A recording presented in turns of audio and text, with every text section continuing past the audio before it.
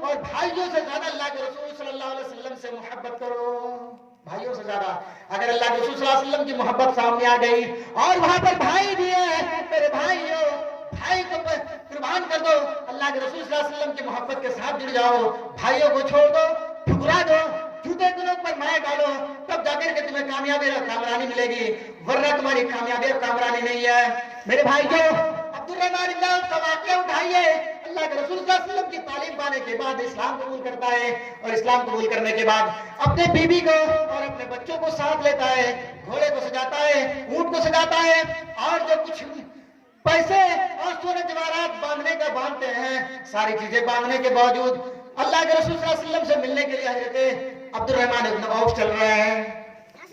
यानी अल्लाह के रसूल सल्लल्लाहु अलैहि वसल्लम की तालीमात को पाने के बाद, इस्लाम कबूल करने के बाद अब्दुर्रहमान इब्न औफ ने सोचा ये शिर्क के बीच में हम कैसे रहेंगे, हम तो सिर्फ मुसलमान हैं, हमारा बाप भी भाई भी और सारे कौम और कबीले वाले हिंदू हैं, काफिर है, मुशरिक है, हम इनके साथ कैसे रह सकते हैं। तो मैं चलो अल्लाह के रसूल सल्लल्लाहु अलैहि वसल्लम से मुलाकात का शर्फ हासिल करूं। बीबी को पकड़ता है और कहता है क्या है मेरी बीबी, चलो अल्लाह के रसूल सल्लल्लाहु अलैहि वसल्लम के पास चलते हैं। बच्चों को सजाया, ऊंट को सजाया, से मुलाकात के शर्फ हासिल करने के लिए जा रहे हैं। बाप को पता चला कि मेरा बेटा मुसलमान हो चुका है और अपने बच्चों को, बीवियों को कुछ माल और जायदाद लेकर के जा रहे हैं। बाप आए ऊंट का गर्दन पकड़ लेता है, लगाम पकड़ता है और कहता है आए मेरे बेटे तुम कहाँ जा रहे हो, कहाँ जा रहे हो। हजरत अब्दुर्रहमान इब्न औफ कहते हैं आए मेरे अब्बू, मैं अल्लाह के रसूल सल्लल्लाहु अलैहि वसल्लम से मिलने के लिए जा रहा हूँ। बाप कहता है मेरे बेटे ठीक है, तुम जाना चाहते हो तो चले जाओ, शौक से जाओ, हमें कोई परवाह नहीं है, लेकिन ये ऊंट जो तुम लेके जा रहे हो ये ऊंट छोड़ दो, इसलिए कि तुमने मेरे साथ रह करके कमाया है, तुमने मेरे साथ रह करके मेरे माशरे में रह करके ऊंट खरीदा है, ऊंट तुम्हारा नहीं है, ऊंट छोड़ दो। हजरत अब्दुर्रहमान इब्न औफ लगाम छोड़ देते, ले जाओ, तुम्हारे ऊंट से कोई सरोकार नहीं है। कुछ देर आगे बढ़े, 10 ही कदम आगे चले, ससुराल वालों को पता चला कि मेरी बेटी को भी साथ लेके जा रहा है। ससुराल वाले दौड़ते हुए, ससुराल वालों ने कहा कि अब्दुर्रहमान कहाँ जा रहे हो, कहा कि मेरे ससुर, मैं अल्लाह के रसूल सल्लल्लाहु अलैहि वसल्लम से मुलाकात का शर्फ हासिल करने जा रहा हूँ, मैं मुसलमान हो चुका हूँ। उनका ससुर कहता है कि अब्दुर्रहमान तुम्हें पता है कि मेरी बेटी है और तुम मुसलमान हो चुके हो, अपने बाप दादा को दीन को छोड़ चुके हो, छोड़ दो, तुम चले जाओ, मेरी बेटी को छोड़ दो। हजरत अब्दुर्रहमान इब्न औफ बीवी को भी छोड़ देते हैं। भाई दौड़ता आता है और कहता है कि तुम हमारे फूल को और हमारे खानदान के चश्म चिराग को कहाँ लेकर जा रहे हो, छोड़ दो इन्हें भी। अब्दुर्रहमान इब्न औफ को भी छोड़ देते हैं। सारी चीजें लुटाने के बावजूद अल्लाह के रसूल सल्लल्लाहु अलैहि वसल्लम के पास चले आते हैं। अल्लाह के रसूल सल्लल्लाहु अलैहि वसल्लम से फरमाते हैं आए अल्लाह के रसूल, मैं ईमान ला चुका हूँ, मैं इस्लाम कबूल कर चुका हूँ और इस्लाम कबूल करने के जुर्म में अल्लाह के रसूल, मेरे बाप ने मेरा ऊंट छीन लिया, मेरे ससुर ने अपनी बेटी छीन लिया, नहीं मेरी बीवी छीन ली, मेरे भाइयों ने मेरे बच्चे छीन लिए, मालो जायदाद छीन लिया। अल्लाह के रसूल, बहुत सारी कुर्बानी देकर के आपके पास मुलाकात के शर्फ हासिल करने आया हूँ। अल्लाह के रसूल सल्लल्लाहु अलैहि वसल्लम ने फरमाया मेरे दोस्त, मेरे भाई, तुमने बहुत सस्ते में अपने काम में निमेट लिए हो, छोड़ो, जाने दो। मेरे भाइयों, अल्लाह के रसूल सल्लल्लाहु अलैहि वसल्लम की उस तालीमात को देखिए। अल्लाह रब्बुल आलमीन कुरान करीम के अंदर फरमाता है कुल इन काना आबाउकुम व अबनाउकुम व इख्वानुकुम व अज़वाजुकुम व अशीरतुकुम। मेरे भाइयों, तमाम चीजों को कुर्बान करके आओ, तब आकर के कामयाबी और कामरानी मिलेगी। ओम पूर्णमदः पूर्णतः पूर्णमुदच्यते पूर्णस्य पूर्णमादाय पूर्णमेवावशिष्यते। ओम शांति शांति शांति। उस शांति की तरफ, उस फूल की तरफ, उस पीसफुल की तरफ अगर आना हो तो सारी चीजों को छोड़ दो, तब तुम्हें कामयाबी और कामरानी मिलेगी। ये वेदों का भी तो शिक्षा है। आज हम अल्लाह के रसूल सल्लल्लाहु अलैहि वसल्लम की सुन्नत को पैरों तले बुलंद रहे हैं।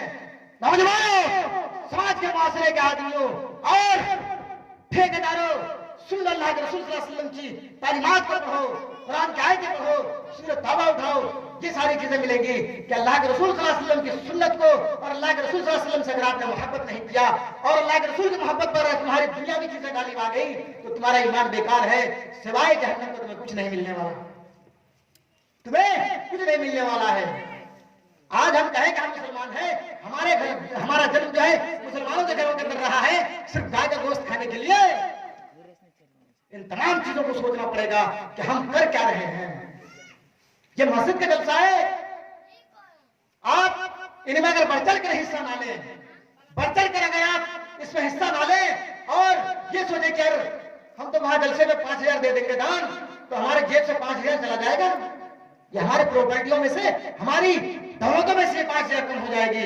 मेरे भाइयों, कम नहीं होने वाली। अल्लाह तबारक व तआला तो सुनने वाला है, देखने वाला है, तुम्हारी दिलों की बातों को जानता है कि तुम करना क्या चाह रहे हो। अगर तुम्हारे दिल के अंदर ये हुआ कि हम अल्लाह तबारक व तआला के राह में 5,000 रुपए दे दें, तो हमारे जेब से 5,000 रुपए चला जाएगा, मेरी प्रॉपर्टियों में से, मेरी जमीन और जायदाद में से, मेरी संपत्तियों में से चला जाएगा। तो मेरे भाइयों, सोचो कि तुम ईमानदार नहीं हो, तुम बेईमानी कर रहे हो, अल्लाह तबारक व तआला के साथ धोखे कर रहे हो। तुमसे बड़े बड़े सहाबाए किराम अपने बीवियों को छोड़ दिया करते थे, अपनी दौलतों को ठुकरा दिया करते थे, अपने दौलतों को जूतों को रोक पर ठुकरा दिया करते थे, बीवियों को माल जायदाद को छोड़ दिया करते थे। हम किस प्लेटफॉर्म पे हैं और हमें किस कटघरे में खड़ा किया जाएगा? अपने गरीबानों में झांक कर देखो। मेरे भाइयों, अल्लाह के रसूल सल्लल्लाहु अलैहि वसल्लम की तालीमात को पढ़ो तो सही, अल्लाह के रसूल सल्लल्लाहु अलैहि वसल्लम की सीरत को पढ़ो तो सही, सुनो तो सही कि अल्लाह के रसूल सल्लल्लाहु अलैहि वसल्लम का एक एक वाकया, एक एक बात अल्लाह के रसूल सल्लल्लाहु अलैहि वसल्लम की गैरों की किताबों में मौजूद है। हम इस्लाम के मानने वाले हैं और इस्लाम सबसे अशरफुल मखलूकात करके अल्लाह तबारक व तआला हमें पैदा किया है। और सबसे बड़ी एहसान की बात यह है कि अल्लाह ने हमें जनाब मोहम्मद रसूलुल्लाह सल्लल्लाहु अलैहि वसल्लम का उम्मती होने का शर्फ बख्शा है।